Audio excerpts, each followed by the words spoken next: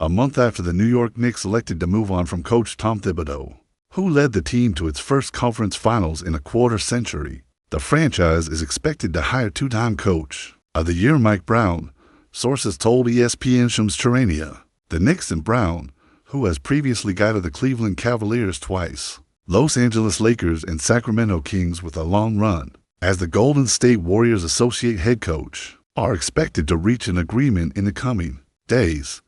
Knicks president Leon Rose made his expectations crystal clear in the first sentence of his statement announcing Thibodeau's dismissal, stating, "Our organization is singularly focused on winning a championship for our fans.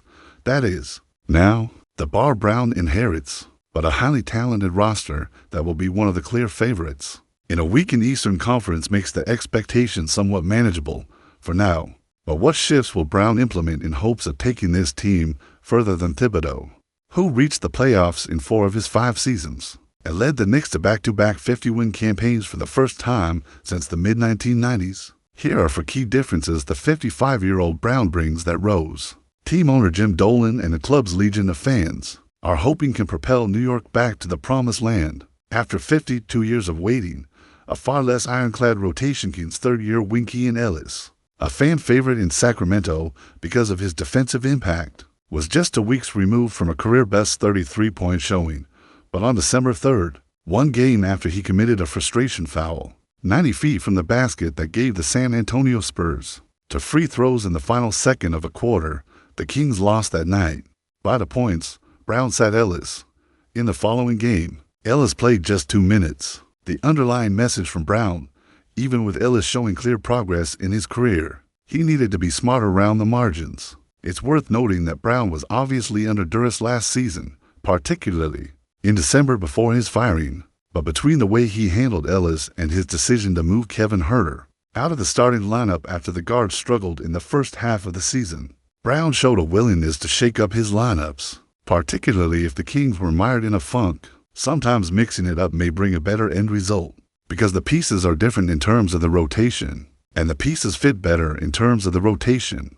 Brown told reporters in his final media session as the Kings coach, "That's obviously noteworthy as Brown joins the Knicks, who last season leaned on their starting 5 more than any other team in the league." Setting aside the heavy workload, New York's starting 5 of Jalen Brunson, Karl-Anthony Towns, Mikal Bridges, Josh Hart, and OG Anunoby got outscored from January 1st to the end of the regular season, then was outscored during the postseason. That raises more questions about the viability of keeping that group together for such long stretches, particularly when other lineups with reserves Miles McBride and Mitchell Robinson often perform better because of the extra space, defense, or rebounding they provided. Brown could bring unique pace and space offense to New York like Thibodeau.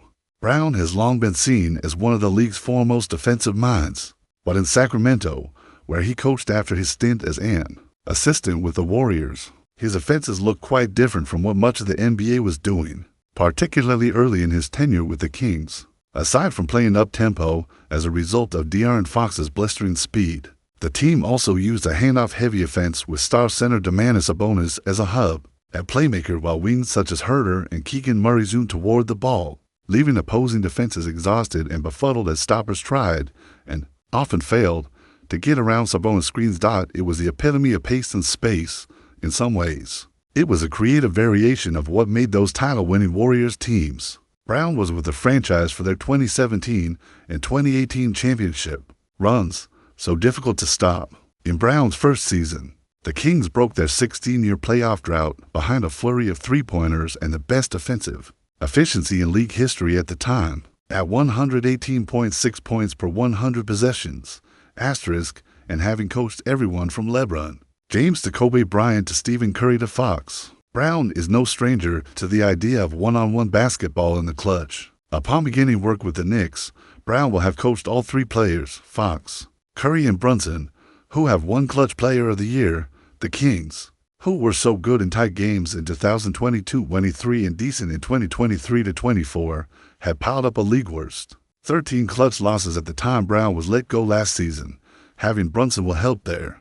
Yet part of what Brown will be tasked with in New York is finding ways to get more out of Bridges and Anunoby, who were 1 and 2 in the NBA in corner 3-pointers attempted last season. They can certainly score and be effective from the corners. But with Bridges being one of the most efficient mid-range players last season, and Anunoby having the physical strength he does, is that duo capable of doing more on offense? Similarly, what counter will Brown have when teams seek to stifle Towns by guarding him with a quicker forward, like the Detroit Pistons did against the Knicks in the first round, as opposed to a center? Is it a lineup adjustment with the new-look bench, or is there a scheme he can implement? Brown has challenged his stars to play defense up on getting the Kings head coaching job in 2022. One of Brown's first orders of business was to speak with Fox.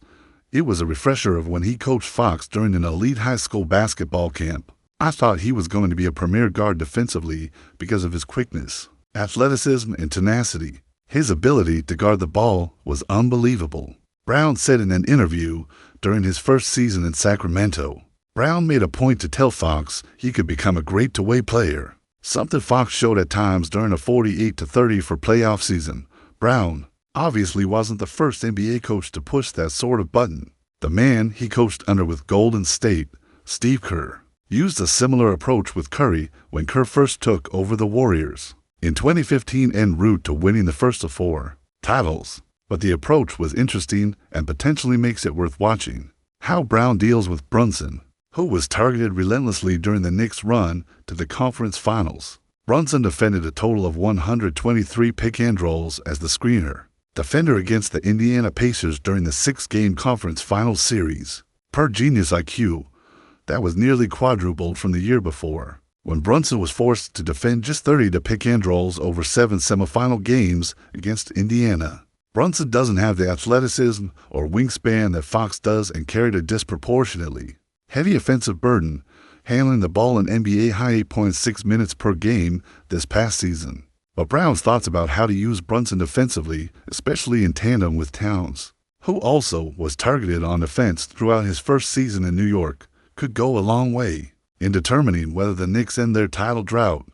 Brown has criticized his players individually and publicly in the post-game news conference that followed Brown's final game as Kings coach, a 114-113 home loss to the Pistons in which Fox fouled Detroit's Jaden Ivey. On a winning 4-point play in the closing seconds, the coach gave reporters a step-by-step rundown of everything his players did wrong on the deciding play. First of all, we told our guys, if somebody catches the ball and their back is to the basket, foul them, and then they dribbled for 8 seconds and we didn't foul them, Brown said. The second thing is, if you're up 3, just guard your guy at the 3-point line and ignore the drive. There should be no close-out opportunity. No close-out opportunity, because they know the only thing that can hurt us is a 3. Brown said he'd have to watch the film to understand why Fox lunged at Ivey, but added that there should have been no reason for there to be a hard closeout on the play. By contrast, following a 1-point loss to Chicago last November, in which Hart fouled Chicago's Kobe White on a 3-pointer in the closing seconds, Thibodeau had a muted reaction when asked about the play, presumably to avoid saying anything critical of one of his starters. But the loss to Detroit wasn't the only time Brown was publicly critical, or at least asking more of his players. Last preseason, for instance, after guard Mason Jones committed a pair of careless, costly turnovers down the stretch of a scrimmage, Brown concluded the workout by shouting at his players about being more detail-oriented and holding their teammates accountable to make sure such plays didn't happen.